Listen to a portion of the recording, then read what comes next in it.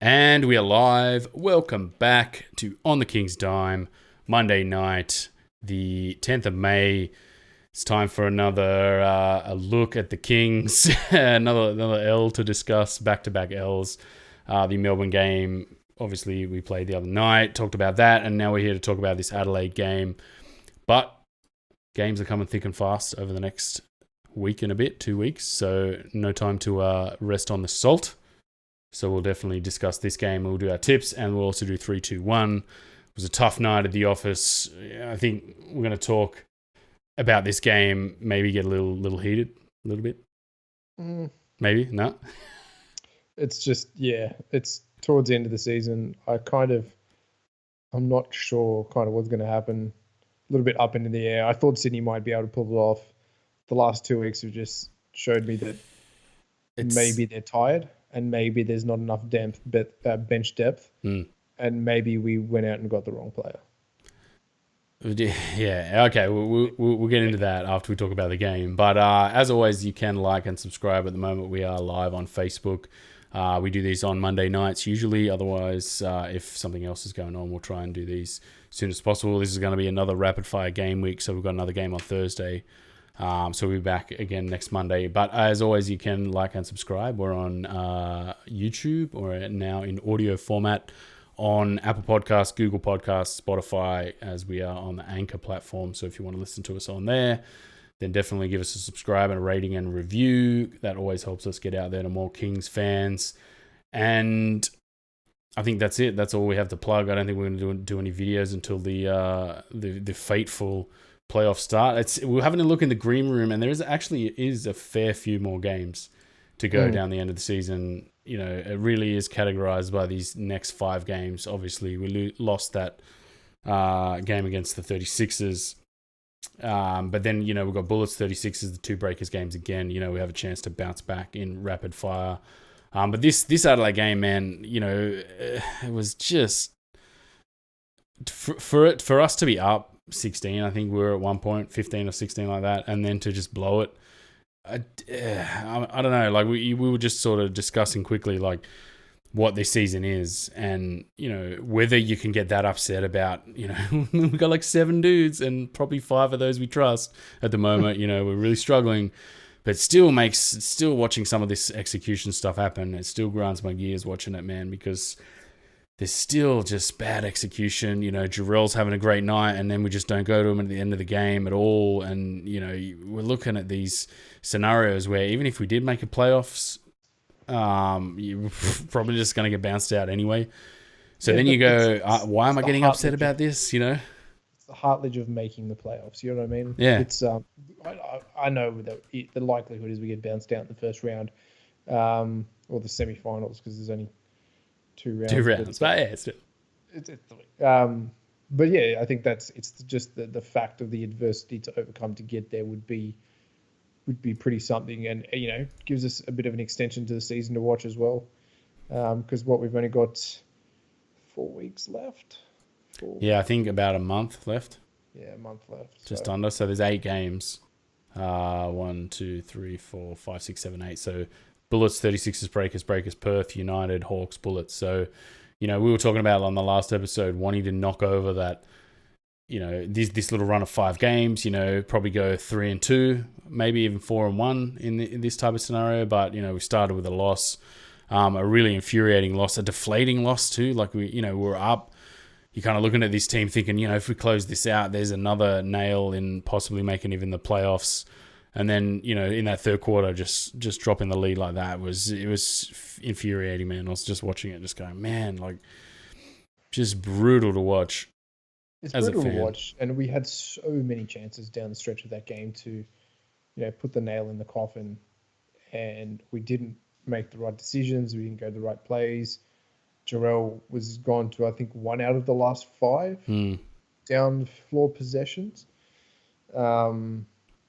Casper's late game execution again, not great. Another one. Well, actually, he hasn't had a late game execution that's been successful this year. Yeah, I think he's 0-5 now, and even that last play was he just fumbled the ball and it happened to just drop a kick its feet. for him to put up a little circus shot to try and put it in at the end there. And even that was like, oh man, ugh, brutal. It was pretty horrible to watch this game. It was not entertaining. It was kind of that cringe, like, are we? It was always ours to lose. It's like, I don't have a good feeling about it. As soon as it went to overtime, I was like, yeah, we lost this game. Yeah. Just no depth. Adelaide were defending extremely aggressively. I think their players are much younger and much fitter. I think they could go the distance. I think we've got a whole bunch of tired old players, man. No Newley. Jarrell not being great. Well, he had 25. I mean, he finished with 10 of 26. I think for him, that's a good night. I mean, scoring 25 is a great night. But in crunch time, not going to him, man, like I think really hurt us. And he was rolling. And again, we had talked about over the last couple of weeks where, he doesn't have these games and you want him to have 25 points in a game to really give us that third scoring option. And then when he does have a game like this, you kind of don't go to him. You really struggle. Like we were kind of really struggling to get him post entries. I think he had 5 blocks received. Most of those were Humphreys, and a few of those were just going straight and like bad setups. Not recognized, getting it to him early, like waiting for him to get pushed off the spot before he would just go up into the teeth of the D, and you're just like watching it going, Can we just get this guy easy buckets, like give him nice post catches? There was 1 or 2 where you're just like, okay, that's what we need to do. But still, it's just worrying watching this team just going, you guys can't even get this guy decent post entries. Like, it's just... He plays very high up on the arc. Yeah. For a post player, it's just like you need to set some pin down screens so he can get in a little bit deeper and play kind of 8 to 10 feet from the rim, because he plays a lot further out, and it's just... when it's on, but when it's not, it's just KO. It's just one less offensive armor we have, offensive weapon. And, it goes from 2 to 1, which is Casper Ware. And, he's had good games this season, but he's also had bad games this season. Would you say this was one of his bad games? I'd say it wasn't his greatest game. It was kind of sit somewhere in the middle. Yeah, sitting on the fence on that one? Sitting on the fence on that one. Yeah, I didn't think he had a good game. Usually, he had 9 assists in this game, but usually those assists come at opportune times and in crunch time, and that's where kind of his rhythm and flow affects the game. But I didn't think he had the rhythm and flow in this game, and the shooting was off. He had a couple of he had an air ball sort of in that little stretch at the end. We'll talk about that in a minute. But just in the rhythm of flow, like he's just struggling a little bit, I think, to be able to identify where to get this team rolling and where to just kind of pull back on offense. Whereas, about a month ago, like he was really on that, really on point on that. I guess when we had a few more fresh bodies and a few more guys with pulses that could actually, get buckets, he could dial things up for. We hadn't raided the graveyard for players. Yeah, for sure. But the start of this game was just atrocious. Like I sat there watching it. It looked like an exhibition game, just watching it going. Like nobody broke into a sprint. It was all kind of post.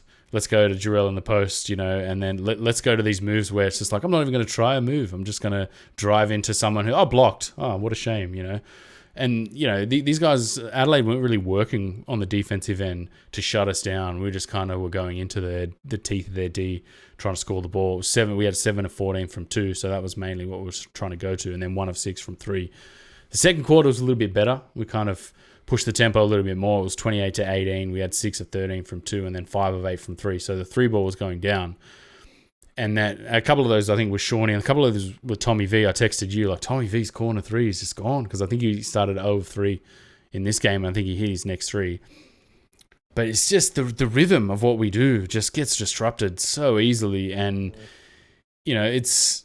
it's so worrying, man. At this stage of a season, like 20 games into a season, you're just looking at this offense going, wow, it's still stuttering.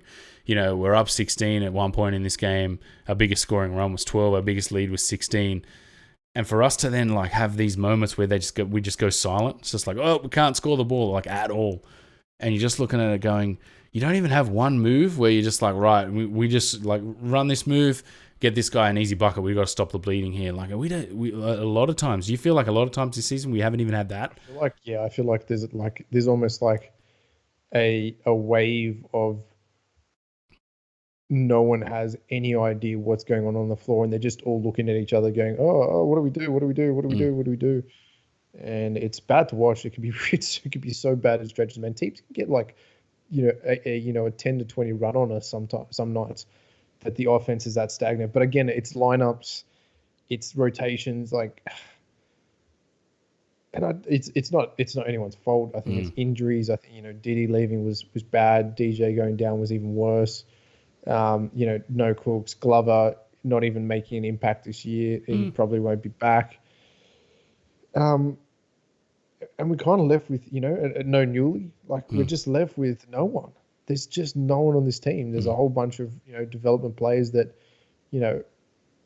are okay as a development player. I don't see, a huge amount of talent in their eyes. And it's, that's it.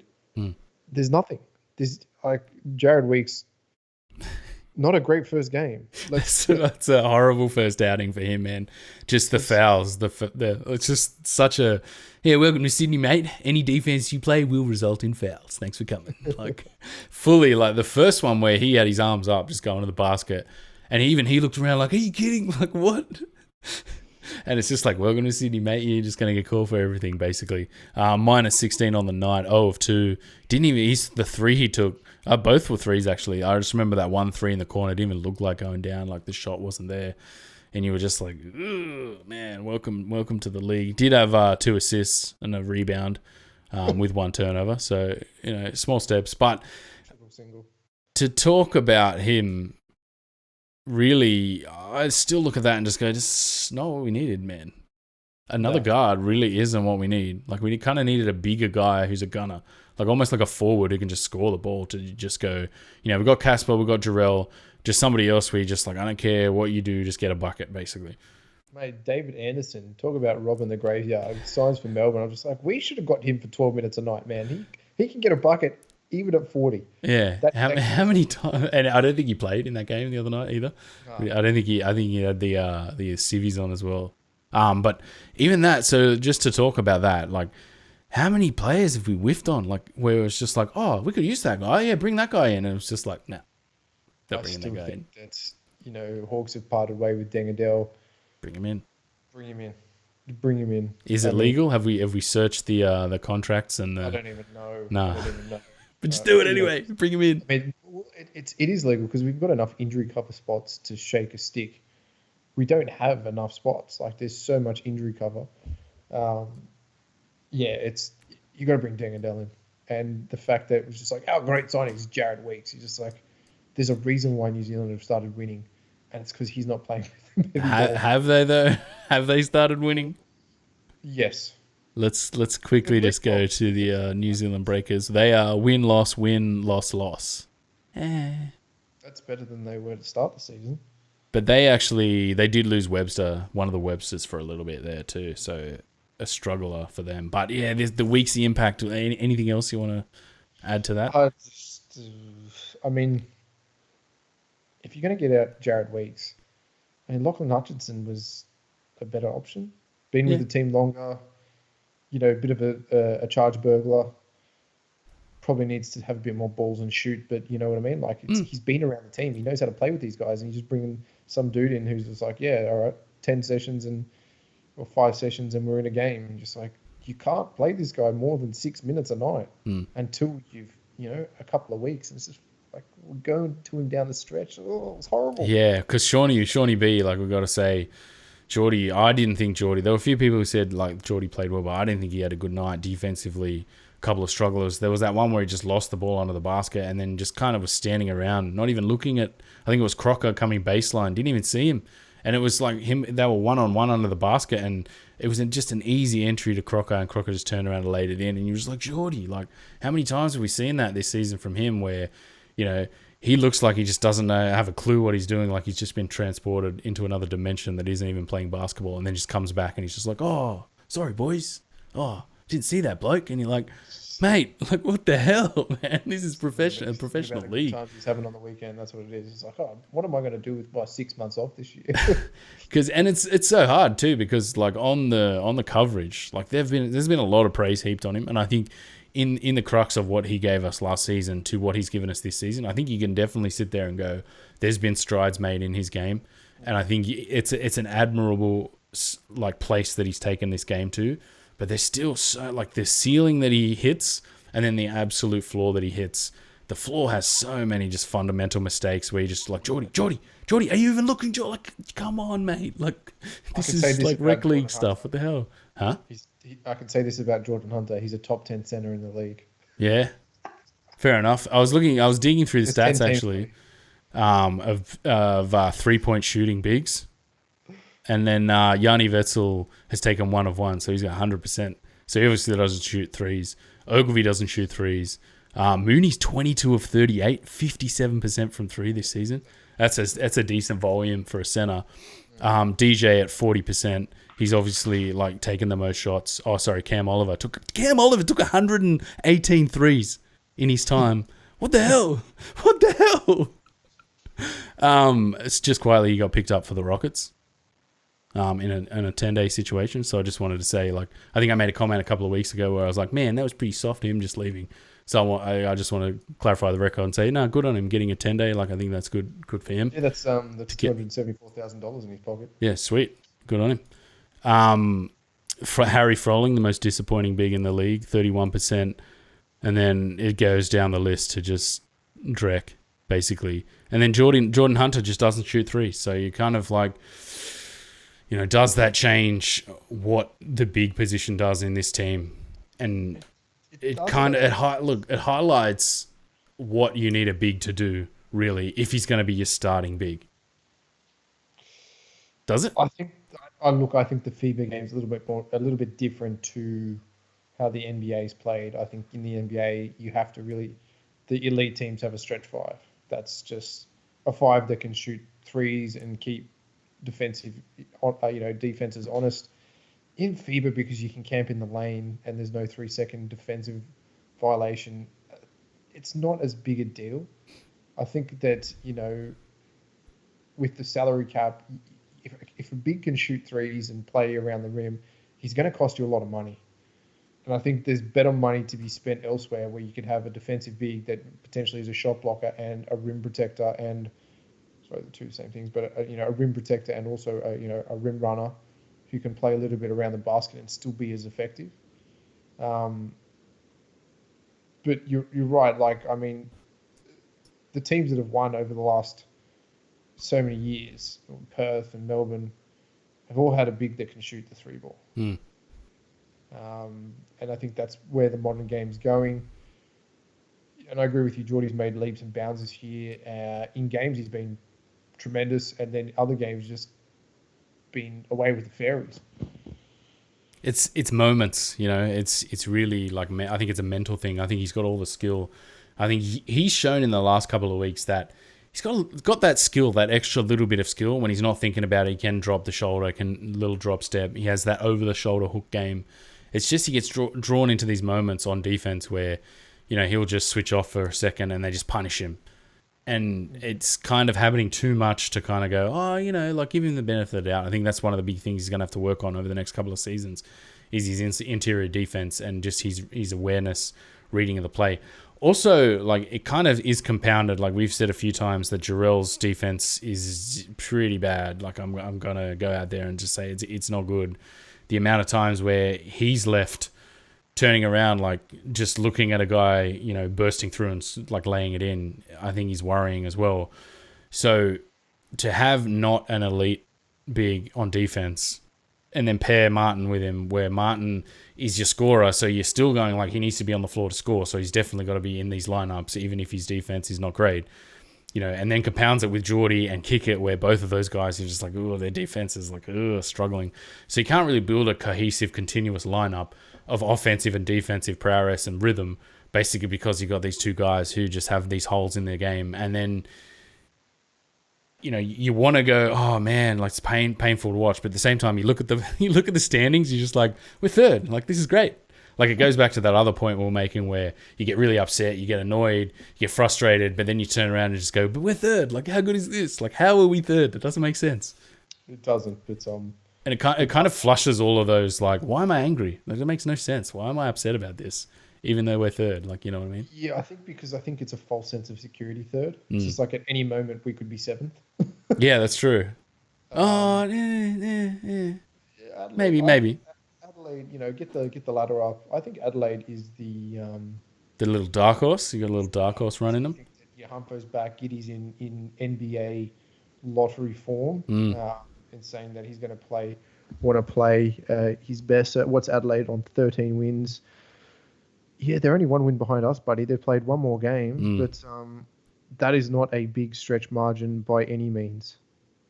So we And need wins badly. yeah, that's it, mate. That's it. We could fall outside the top four this weekend if we don't win. Mm.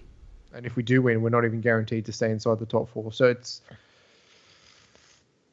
It's just crazy. It's funny just how far ahead this Melbourne and Perth team are.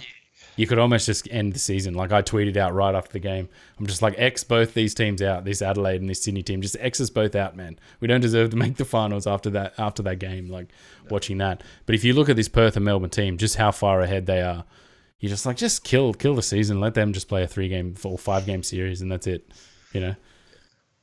So for us to go into a playoffs scenario, again, it goes back to just why am I getting upset about this? Like we've clearly overachieved. I think the season's not done. We kind of want this team to just win a few games here and then burgle a finals a playoff spot, and then go on and just flame out or like cause an upset in the finals. But yeah, it's frustrating to watch. Just on this game, any other? Shawnee Bruce actually shot the ball well. Again, we waste another game where he shoots the ball well. Tommy V had 13 points, 3 of 6, 5 of 9 on the night. He and Shawnee Bruce hot hands as well down the stretch of this game. Nah, not going to give the ball back to him. It's just like, okay, Casper airballs and Jarrell fighting inside, a couple of strugglers. It's hard to watch, man. It's hard. Do we need to talk about anything about this Adelaide team really? No, just other than the dark horse, we can probably go more in depth. Giddy? Do you want to talk about Giddy? I don't yet. And the reason I don't yet is because I'm not convinced. I think if Adelaide pull off another couple of wins, I mean, they've got the two best bigs in the league, I would say, on any given night. Daniel good Johnson balance, man. Like inside and then shooting. Scorer. And Isaac Humphries is probably the best rim protector in the league. And then you've got a 6'8" point forward who is, a LaMelo clone in some respects. If he gets his shooting better, he's going to go, all the way. They've got a couple, Sunday Detch, pest, may not score the ball, but he's active. But, mate, this team is a dark horse. They've had a lot of injuries like Sydney, and I think that they could really bring it home strong if they pull their finger out of their behinds scary and dig deep. And then, this round we're playing them, so we've got revenge. We've got to get revenge game, and it also helps us to, another 6-pointer, basically, where we need to beat Adelaide so we can, push them back down the table and push us up the table. Let's do 3-2-1 for this game. Yeah, I'm going to go to Jarrell for 3, Shawnee Big Balls, Bruce for 2, and Tommy V for 1. Bruce Vodanovic. I am going to go Jarrell, obviously, and then I'm going to go Vodanovic, and then Bruce. Because just quietly, I was updating my plus minus table. Tommy V. I can't. Oh, I can show this. Hang on. I'm just going to try and show this for the people watching at home on Facebook. What do we got? We want that one. Yeah, that's the box score, and I'll bring this over here. People listening will just be like, what the hell are you going on about? Tommy V, just quietly, over the last 3, he's been a minus 15, but over the last 5 and plus 8, and then over the last 10, a plus 29. So essentially, like, he's had one of our best plus minus. He's knitting this team together. And if you look at DK, poor old DK, the second half of the season, he's been a minus 30. He's been really rinsed in these lineups. And then poor Jared Weeksy, a minus 16 on debut. Man, like to go back to, I remember I did this last year, essentially, on the year before, and just the amount of like green across the board is like plus everything, plus $1 billion, everyone. I mean, for this season, there's some real glaring, like you have a look at Newley kind of fell in a hole when he was playing. He's been minus 27 over the last 10. And then Moller has been who had been, pretty solid on plus minus. He's minus 32 over his last 10 as well. So that's very, very scary. Very bad trends, I think. Yep. There's a lot of red coming down the stretch. All right, well, yeah, just a single game week, so let's get straight into tipping. How'd I go last week? Where is it? You had 2 out of 4. I had 3 out of 4. Damn, did I overtake anyone? I'm still on the bottom. No, you're still on the bottom. But you made that's 7-point game week. It got you back into the cellar. You were like 6 feet underground in a well, and then you just climbed out of the well into the basement. All right, so the first game is Hawks at home to the 36ers. 36ers. All right, I'll just put these up here so you can actually see what's happening. Hawks 36ers for you. Yep. I went Hawks, but I don't know, man. Hawks. What are the Hawks coming off win, loss, win? Tough game, man. All right, I'll go 36ers as well. Change it. Southeast Melbourne versus New Zealand Breakers. I'm going to go the Breakers. The Breakers? Just changing it back. The Breakers? You're really sticking to that NZB tread? I went Southeast Melbourne. I think Southeast Melbourne kind of have a bit of a burglary in them, I think. They're kind of just floating there. And it's, Mitch Creek didn't play well the other night. Absolutely awful, but, I think they lost to United anyway. Brisbane at home to the Kings. I'm going to go Kings. I think we can beat Brisbane. Kings for me as well. We got to, man. We got to bounce back and beat Brisbane. We're at home. Master the games as well. Perth at home to Melbourne. I'm going to go Melbourne. Melbourne. That David Anderson sign just threw me over the edge, mate. I'm all in. Yeah. I don't think he's going to play because they've got a fairly decent team back. He's there for his expertise. So I'm in. Landau's been a little bit up and down. I think he's had a couple of injury issues. Southeast Melbourne at home to Cairns. Yeah, Southeast Melbourne. Cairns are just poo-poo. Yeah, out of here. Brisbane at home to Perth. Perth. Hawks at home to New Zealand. Hawks. Just making sure I got that right. Yep, Hawks.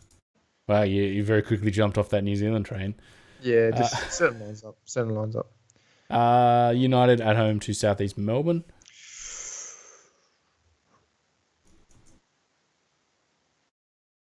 Melbourne United. I typed it in already straight away. Sydney at home to 36ers. 36ers. 36ers. Wow, they're going to go on a tear. That's not good. Cairns at home to Perth. Perth. Perth. Let's go to Perth. Perth. All right. So that rounds out tipping for this week. I've locked in the next week as well. There's been no changes. So I think there was some changes. They've burgled in a game in here somewhere. I think it might be Cairns and Perth. I think it's got to be a Perth game. Yeah, I think it's Cairns and Perth from memory. The Types and Perth game that was rescheduled from a couple of weeks ago. All right. So what do you want to just talk wider league? Well, we've got a playoff picture. Playoff picture at this point is Melbourne Perth probably going to be playing for the finals. I mean, I'd like to say that this is a closer league. It seems to be a closer league in the mid-table, but I think Melbourne and Perth by far have the better teams, even with the injury troubles that Melbourne's had. Obviously, with Jack White out, picking up Scotty Hobson, who's a fantastic mid-range player when he gets going. Does not fit that team at all. But no, it doesn't. But just like, hey, Scotty, when no one's playing well, let's go get 10 buckets. And he's like, yep, sweet. You know what I mean? Like that's what we don't have. For sure. We don't have, like, everyone's just crap at the moment. Scotty Hobson, 10 buckets, please. And he's just like, yeah, sweet. Sometimes it's good, sometimes it's bad, but yeah, but that's the risk reward you get with a kind of player like that. I don't know what we what the wider league is going to offer us going down the stretch in terms of anything outside of Perth and Melbourne. Really, I don't see any upsets unless Adelaide really gets their momentum going. I mean, I don't like Adelaide's depth, but their starting five are good. Yeah, I'm more high on Adelaide's depth actually. Like Brandon Paul has just pulled out some chalky games. Can hit a big shot. Yeah. Crocker, Tees, McVeigh. McVeigh's kind of been decent off the bench against other teams. Kind of struggles against us. I think he's just a little bit light. And, we've got some Chubb bigs. Pinder had a decent game. A game where you're just like, he did some things. That's good. I think he had Geordie blocked him on a dunk that was pretty sweet. And I think he got Geordie back with a block as well. Just having a look at there. Yeah, he ended up with a block as well. I don't know. I like your thoughts on this Adelaide team. I think they can be a decent team, like really pick up steam, especially if Giddy's playing in. I'm going to get drafted form. Southeast Melbourne, I kind of like them as a team, but they're just. I hesitate to use the word soft, but they're kind of like just. You just lean on. I kind of think Adelaide were kind of like that as well. Like where you just lean on you and you're just going to sit down, aren't you? Yes, you sat down. Like I think the Phoenix are a little bit like that as well. They've got some scoring that's kind of a little bit up and down. And then the other one's the Hawks where they've kind of been good in stretches and the gorge factor has definitely been there. They started the season on an absolute tear, but they're kind of just fallen in a hole defensively. I think Sam Froling... While I like him as a big, but I think he's kind of defensively a bit of a struggler. But yeah, man, it's brutal. Like we've just got to win games. It's basically just like we have to take this into our own hands and start winning games. Look, if we pull out 2 wins this week, and then we've got 2 against the Breakers, I think we match up well against the Breakers. And then do you feel like this team is going to there's a bag there. We've got to pick up the bag and basically run 200 meters with it and we're home. I don't feel like we're going to fumble it, fall over halfway. Like I have this really weird feeling that it's going to go down to that Brisbane game, the last game. I have that really just strange feeling. It's going to be like, and this is for the the qualification. I just feel like it's going to go down to the wire. It's just.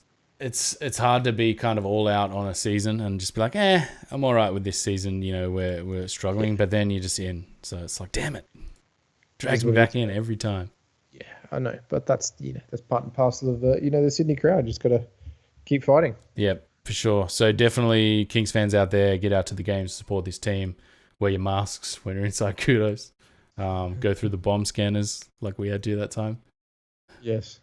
I think like restrictions like are looser now, right, than they were like at the height of when we went, and like no one was wearing masks then. Whereas now it's like masks, everyone in masks. Yeah, you there, wear a mask. Whereas like the lockdown was like higher at the time we went. Yeah, I think there was more restrictions. I think that there was like, oh no, I think they've gone kind of the same thing. You have to drink, you sit down to drink your beer. There's only 20 people in the house. It's probably around about the same. Yeah, man, it's been free for a while, so yeah. And yeah, I think we'll leave it there for tonight. As always, you can find us. We are live on Facebook right now in video format on the King's Time on Facebook. We are also on Twitter on the King's Time. We're also in audio format on the King's Time on Google Podcasts, Apple Podcasts, and Spotify. So if you want to listen to us in audio form, definitely subscribe on those apps and give us a rating and review where you can. And also we'll put these videos up on YouTube, and we also do other content as well. I think I'm going to try and do a playoff preview. Okay. If we look like we're going to make it. If we don't look like we'll make it, I've got a great excuse where I'm just like, I'm not doing any content. I'm just going to get real salty. So yeah, look out for that on YouTube and go back and watch some of our older content as well. I think our Bryce Cotton video, I thought that was quite an interesting video. I've had some good feedback about that. More relevant down the stretch, I think. And yeah, so as always, we will see you guys next time on the King's Dome.